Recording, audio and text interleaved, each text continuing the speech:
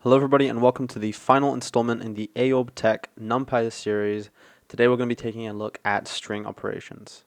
Today we're going to cover add, lower, upper, capitalize, center, join, replace, split, split lines, title, equal, not equal, and find. And we're going to start off as always by importing NumPy. So let's create a code block, import NumPy, and run that. There we go. So let's quickly create our string variables.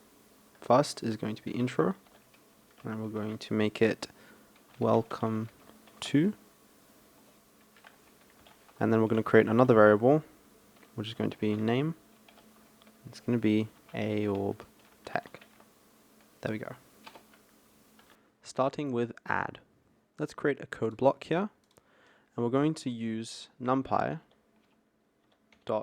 char, standing for character, and then we're going to use add. Let me just correct that NumPy really quick. Inside this, we're going to put two custom strings, hello and world.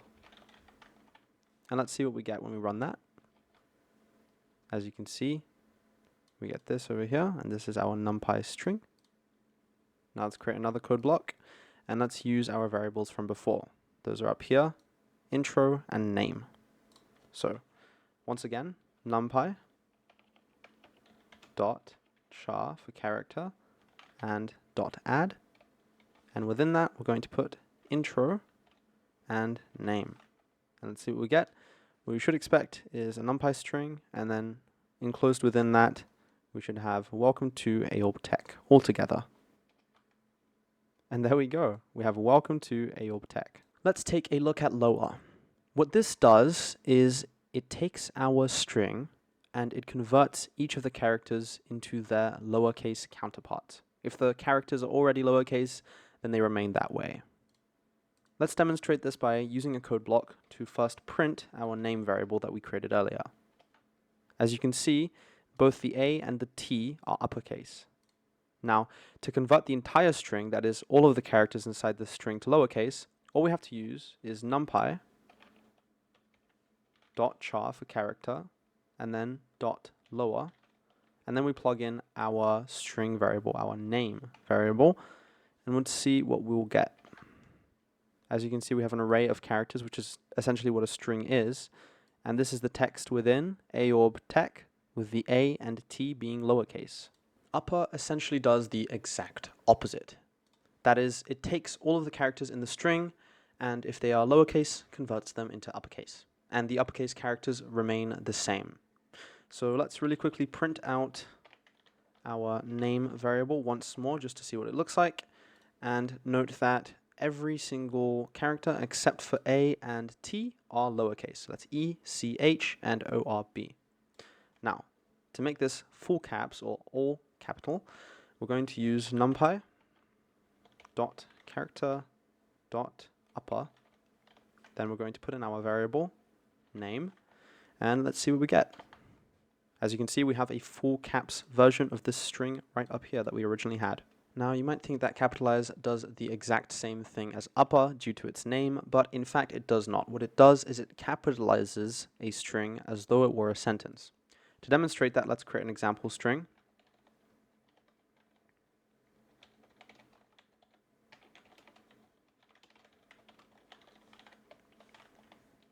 And now we're going to use NumPy dot character dot capitalize with a Z, and then we're going to plug in our example.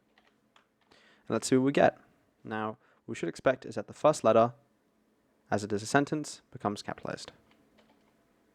And as you can see, it's exactly what we get. Everything else stays the same, with a slight misspelling, of course.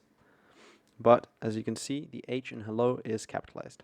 Let's take a look at center, and what this does is it essentially creates a string of a certain size with our string placed in the middle of that string. To demonstrate what this looks like, let's really quickly use the NumPy dot char dot center method. There we go. Let's put in our intro variable that we created earlier, and let's create a total size of 20. As you can see, there are empty spaces to the left and right of our string, with our string being in the middle. If you were to count all of the characters in this total string, it would be 20 characters overall. Another neat thing is you can also specify the character that is used to fill in the string. So in the default case, it's filled in with empty characters, but if we were to use the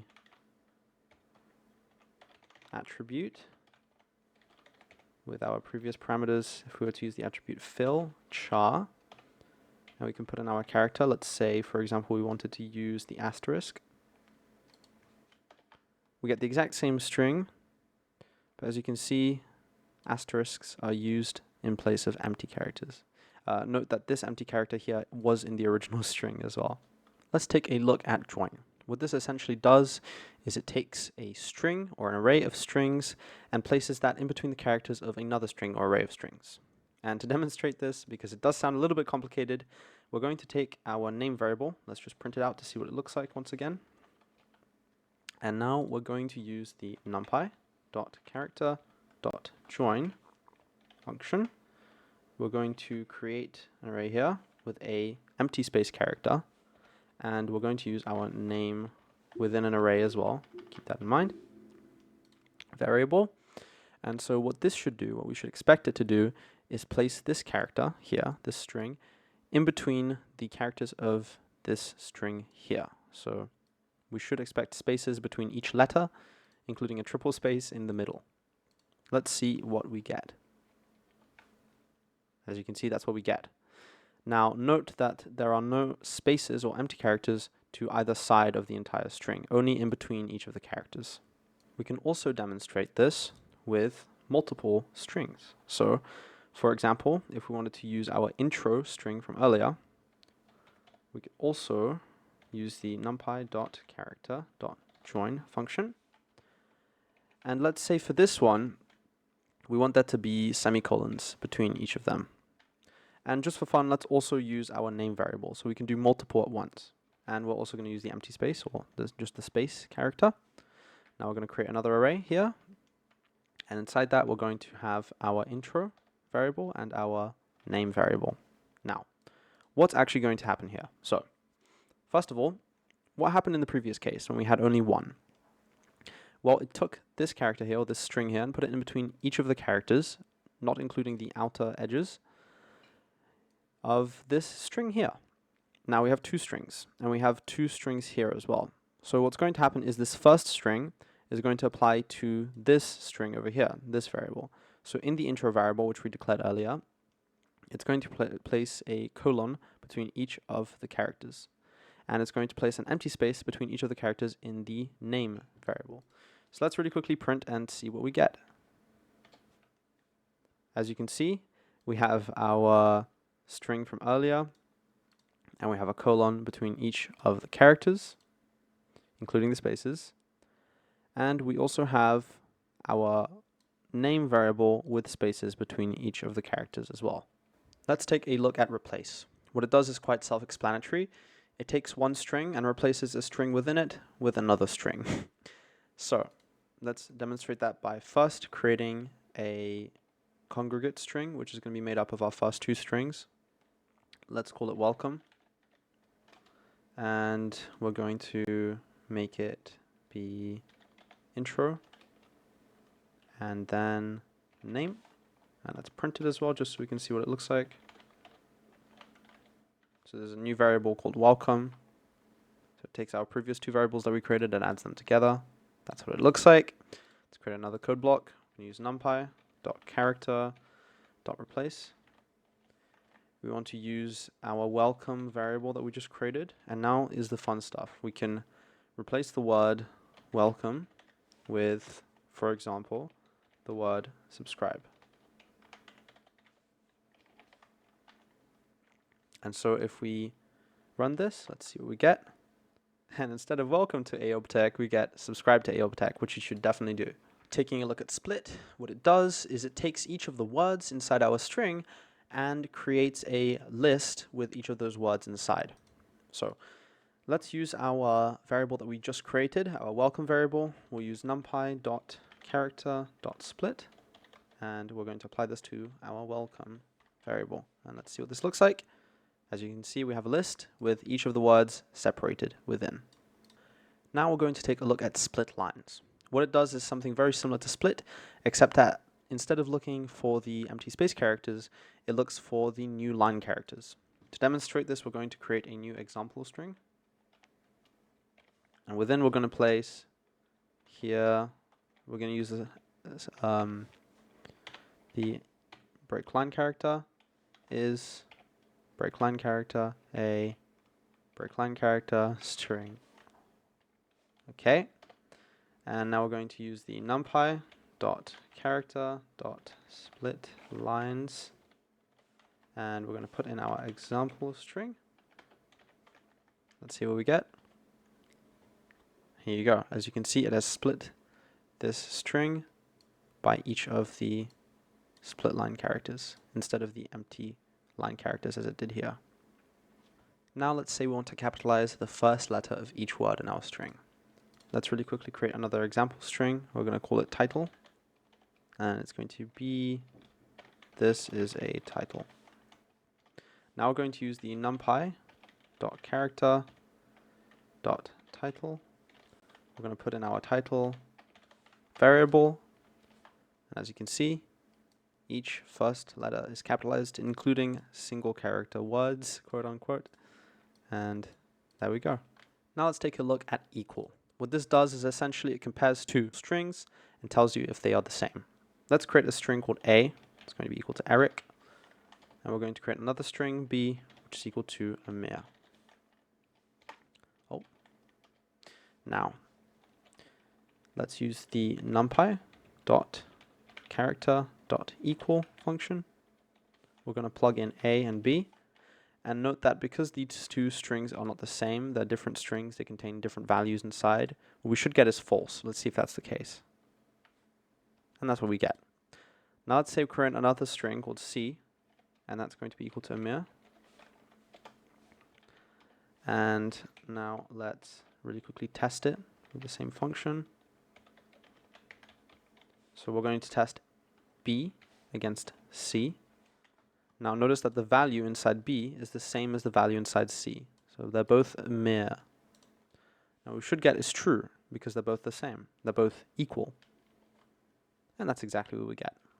Now let's take a look at not equal, which does exactly the opposite as equal. We're just going to really quickly print A, B, and C just to see what they look like. So we have Eric, Amir, and Amir. Now let's create another code block. We're going to use numpy.character.not equal. And we want to check if Eric and Amir are not equal. So we'll put an A and B. Here we go. Let's see if they're the same. And they are not the same, so we get true. It's basically the opposite of what we did here. Now really quickly, let's check if Amir and Amir are not the same. They should be the same, so we should get false. So let's use numpy.character.not equal. And we'll check B against C, and we should get false. As you can see, that's what we got, whereas here we got true. Now let's look at count. What this basically does is it takes one string and it sees how many times that string appears in another string. So let's say we wanted to see how many times the letter A appeared in a sentence. Let's really quickly create a sentence variable. And we're going to say this sentence is false. And let's say we want to check how many times the letter S appears, which we know is 4 times. So we have S here, here, and here. That's 4 times. We'll use numpy.character.count.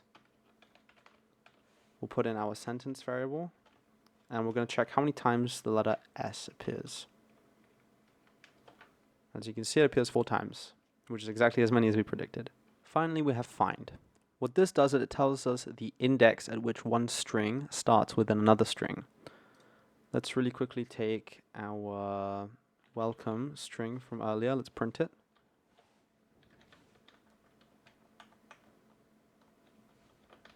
Let's see what it looks like. Welcome to AorbTech.